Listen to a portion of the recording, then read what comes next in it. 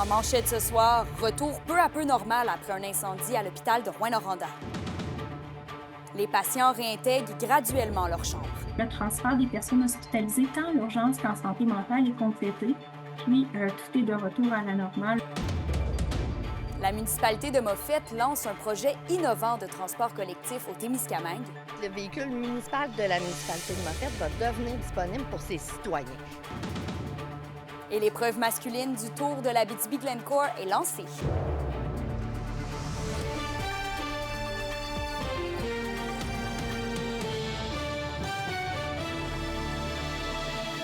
Bon début de soirée. Merci d'être avec nous ce soir. La situation se stabilise peu à peu à l'hôpital de Rouyn-Noranda après un incendie dans l'établissement hier soir.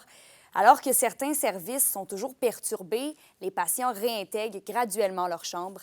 Olivier Morin nous donne tous les détails.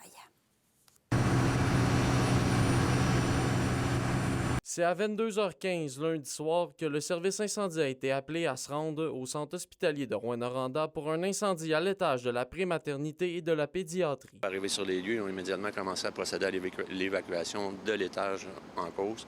Ils ont constaté aussi la présence de feu, de fumée. Mais la propagation rapide de la fumée a forcé la trentaine de pompiers à devoir effectuer une évacuation de tous les occupants. On a eu l'obligation de faire évacuer les autres étages, qui a été faite en collaboration avec les infirmières, les paramédics, les policiers, tous ceux qui ont des responsabilités au niveau du plan de mesure d'urgence du bâtiment. Du côté du CISAT, une relocalisation des patients hospitalisés a rapidement été mise en place, dont certains ont dû être évacués du 5e étage par les cages d'escalier. 93 personnes hospitalisées qui ont été déplacées à proximité, soit dans le CLSC de Rouyn-Noranda, au pavillon Youville, à la Maison des aînés alternative de Rouyn-Noranda. Malgré l'ampleur de la situation, l'évacuation des patients s'est très bien déroulée selon le président de la FIC-CISAT, Jean-Sébastien Blais, notamment grâce à la réaction rapide du personnel médical. Il faut savoir qu'il y a eu une vivacité d'esprit assez incroyable des infirmières assistantes qui étaient sur place, de se rendre compte justement de la gravité de la situation, procéder à l'évacuation. Bien que l'incendie ait causé d'importants dégâts au 2e étage, le CISAT a tout de même pu commencer la réintégration de certains départements mardi matin. Le transfert des personnes hospitalisées tant en urgence qu'en santé mentale est complété, puis tout est de retour à la normale. Et certains services demeurent tout de même maintenus. Les rendez-vous de chirurgie seront maintenus. Également, les rendez-vous qui sont en CLSC, aux cliniques de pédiatrie et de psychiatrie au pavillon Youville sont maintenus. Difficile de déterminer les causes exactes de l'incendie, mais le service incendie mentionne que l'origine est accidentelle et serait liée à un chariot transportant du matériel médical. Olivier Morin, RNC Nouvelles, Rouyn-Noranda. La municipalité de Moffett au Témiscamingue lance aujourd'hui son propre service d'autopartage, une voiture électrique au service de la communauté. Alexandre Cabana a les détails. Elle est arrivée. La Chevrolet Bolt électrique de Moffett est dès aujourd'hui mise à la disposition des 211 citoyens de la petite municipalité. Essayer d'offrir un genre de service un peu à la communauté, comme on voit en ville, mais est-ce que ça se pourrait faire quelque chose comme ça dans un endroit là, profondément rural comme Moffett, on va le dire comme ça. Donc on a choisi une plateforme, on a acheté la voiture, on a procédé à l'installation justement de ce module-là qui permet la conduite autonome. Quand les gens auront leur carte d'accès, leur carte clé là, individuelle, ils seront autonomes pour faire leur réservation puis venir prendre la voiture par eux-mêmes. Un service hors du commun pour la région qui a pour but d'offrir plus de flexibilité à la population. Dans le fond, c'est que le véhicule municipal de la municipalité de Moffett va devenir disponible pour ses citoyens. Fait que ce qu'on veut, c'est diminuer leur coût de transport, d'aider à se mobiliser puis à se dire, bien, j'ai peut-être pas besoin d'une deuxième voiture parce que moi, j'habite comme plus à Moffett, j'ai un chalet, fait que j'ai un pick-up, c'est bien correct. Mais quand je veux me déplacer puis aller faire des commissions à Ville-Marie, comme la petite voiture électrique, c'est parfait. Cette façon de faire là, la municipalité, c'est comme un service de plus pour ses citoyens. Là. Quand on parle de service de proximité, bien ça en est un là, qui est important pour la municipalité de Moffett. Les voyages en voiture électrique vers les grands pôles de la région seront dorénavant moins coûteux et auront définitivement moins d'impact sur l'environnement.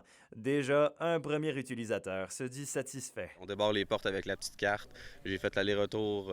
Ça m'a pris 2h30, 3h de faire l'aller-retour pour aller chercher toutes mes commissions. Bon, j'aurais pu faire 2-3 fois le même trajet puis il n'y aurait pas eu de problème avec la batterie. Là. C'est pratique pour les citoyens, pour les commerçants encore plus, je pense, là, parce qu'on fait souvent l'aller-retour. Là.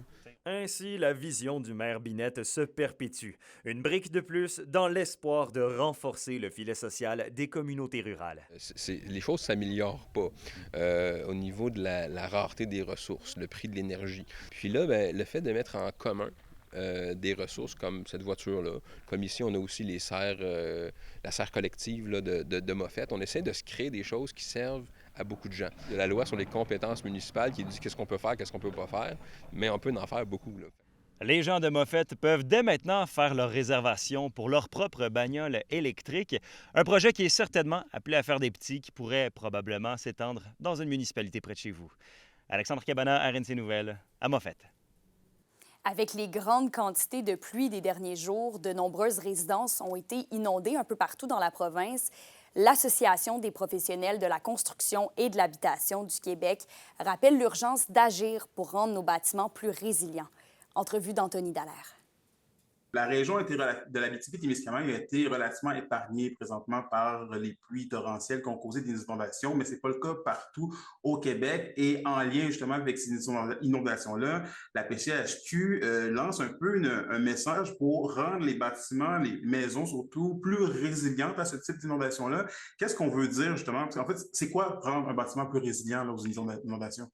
Puis, la question est très pertinente parce que le mot résilient au niveau de l'habitation va devenir le mot de l'année, si on peut. C'est le mot de la période. Un bâtiment résilient, c'est un bâtiment qui peut être frappé par des sinistres, mais va être réhabilité facilement. On va limiter les dommages et on va remettre en service rapidement. Ben, ça demande de concevoir différemment, là, par contre. Mais l'idée, c'est quand même d'essayer d'éviter, dans un premier temps, les sinistres.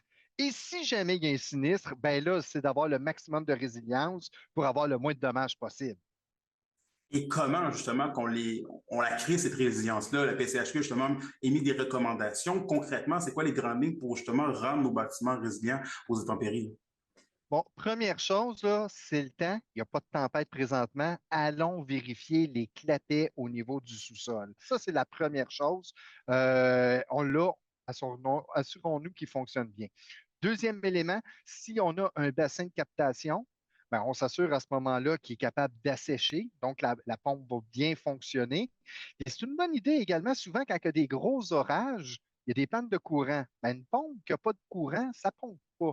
Donc, à ce moment-là, peut-être d'avoir une batterie de secours qui va prendre la relève si jamais il y a une panne d'électricité. Maintenant, si je suis en train de rénover, si je suis en train de construire, bien là, on va aller beaucoup plus dans la résilience. On va travailler avec des matériaux qui ne seront pas endommagés par l'eau. Du côté de Rouyn-Noranda, plusieurs projets de logement ont été analysés hier au conseil municipal, notamment un projet de 4 bâtiments pouvant abriter chacun 32 logements sur la rue Sainte-Bernadette, mais aussi l'ajout de logements à des résidences déjà existantes ailleurs sur le territoire. La Ville dit être consciente des défis que pose ce genre de développement, notamment, on le sait, au niveau de la construction. Impossible de savoir présentement si certains des logements à venir pourront servir à des programmes abordables ou sociaux. Des entrepreneurs qui ont développé une expertise ou qui sont prêts à s'attaquer à des beaux défis.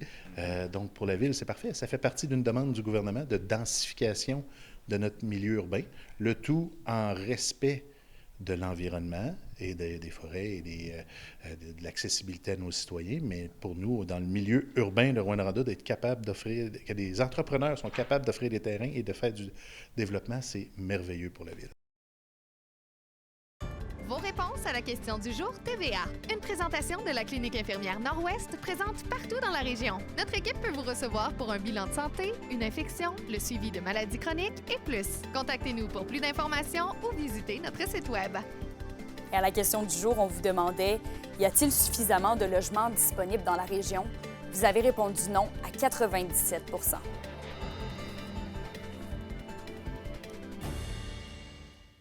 Élu à 2 reprises par le passé, Steve Mathias fait son retour comme chef de la Première Nation de Longue Pointe au Témiscamingue. Avec 65 % des voix, il a défait le chef sortant Henry Rogers. William Maillé nous en parle.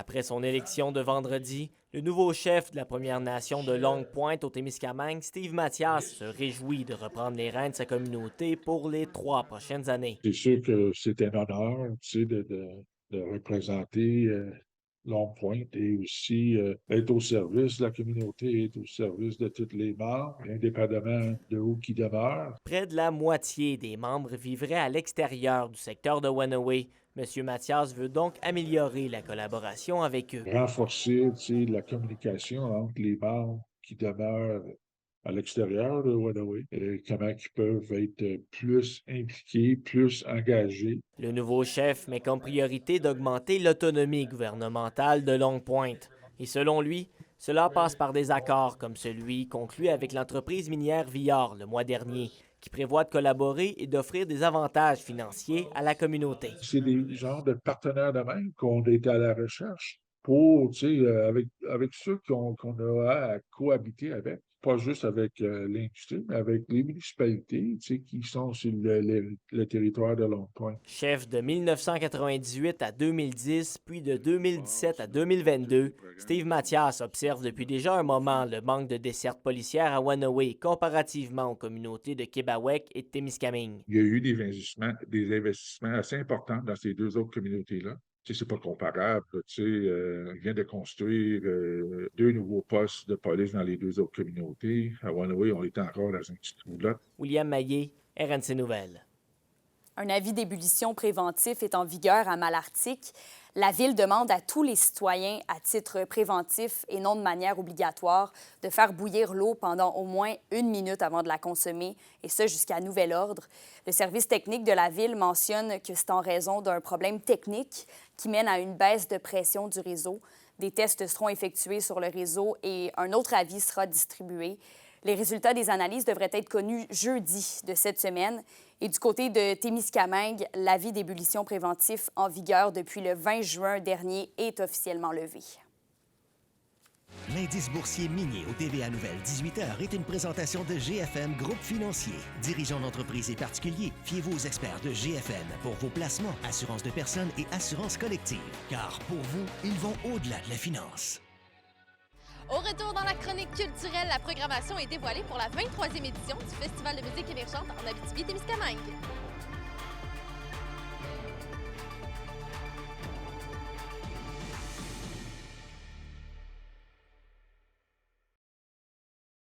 Les SADC de l'Abitibi-Témiscamingue et du nord du Québec vous présentent la bonne nouvelle économique TVA. 3 jeunes entrepreneurs de la baie James s'apprêtent à ouvrir l'hôtel Matag à Matagami. Offrant un hébergement presque entièrement rénové, le projet de 32 chambres met de l'avant le confort, la simplicité et une atmosphère accueillante. Cette relance permettra non seulement de dynamiser l'offre d'hébergement à Matagami, mais aussi de contribuer activement à l'économie locale. Les SADC, partenaires de l'économie de la région.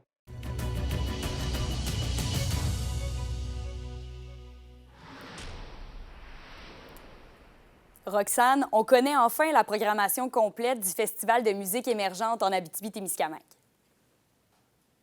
Bien oui, c'est aujourd'hui que ça nous a été dévoilé, là, la 23e édition du FME.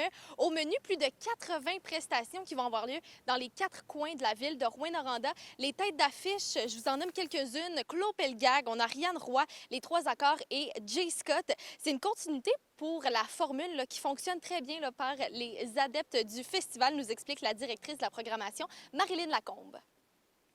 Mais sinon, on vient avec une formule, je pense que les gens sont quand même habitués.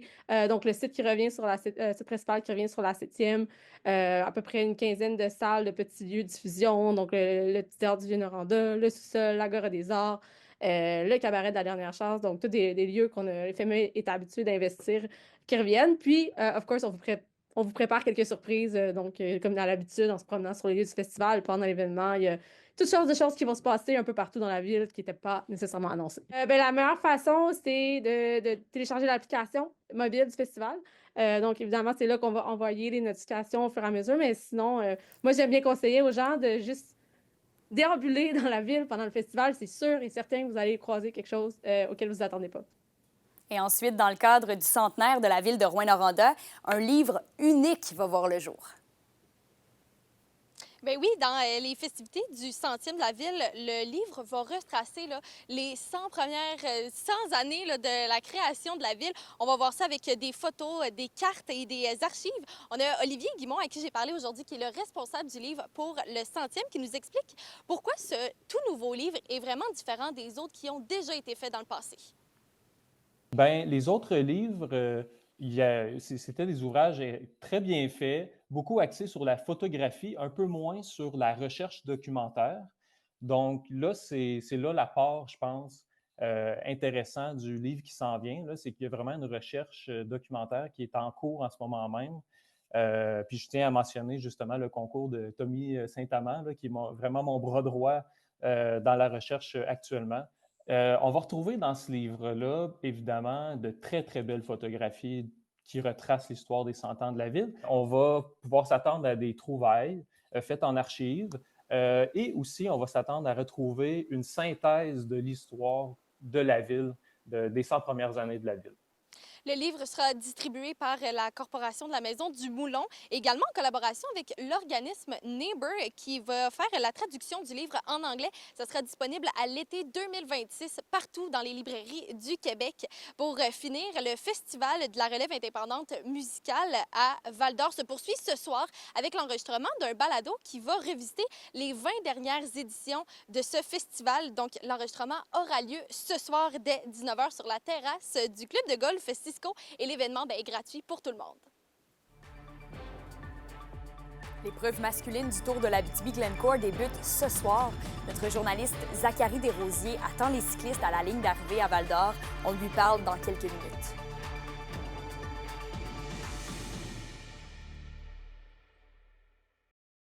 Les sports vous sont présentés par Thibaut GM, votre concessionnaire de confiance à Rouyn-Noranda, là où qualité et choix se rencontrent.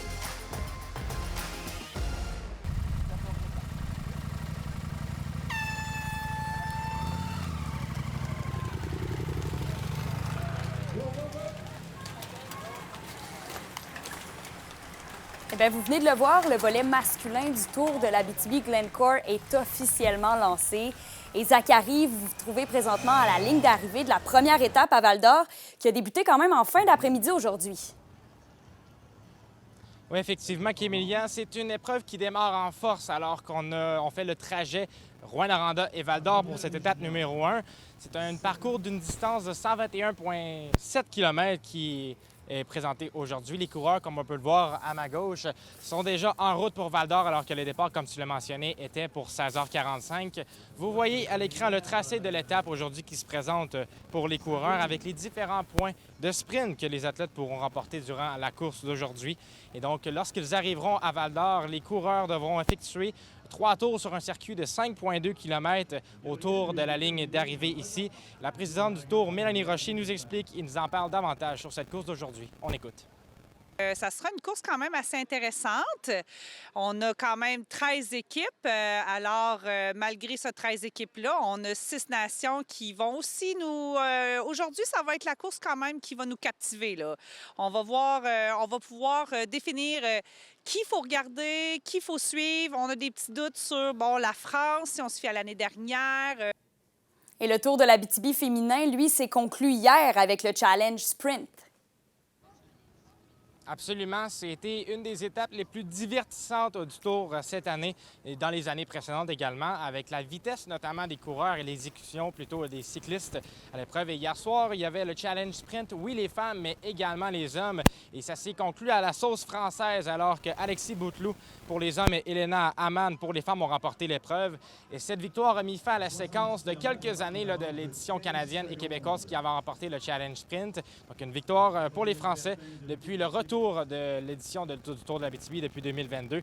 La présidente du Tour de l'Abitibi, Mélanie Rocher, nous se réjouit du déroulement de la soirée et du niveau du spectacle offert par les athlètes. Voici ce qu'elle avait à dire. Très bien passé. Ça a été un super beau challenge sprint. Les coureurs nous ont offert un très beau spectacle. Puis vous savez, le challenge sprint était vraiment la clôture officielle du premier tour des femmes. C'était un moment tout en émotion aussi pour nous, là. Oui, c'était extraordinaire, mais en plus, la température était avec nous. Et je vous rappelle que je vais être sur place pour vous pour avoir l'arrivée des cyclistes qui est environ vers 19h10 pour cette première étape du Tour de l'Abitibi-Glencoe 2025. 55e édition. J'aurai plus de détails pour vous demain. Encore une fois, merci, Zachary. Je vous en prie. La météo, une présentation de Nikon Auto de la Sarre, la capitale du pick-up.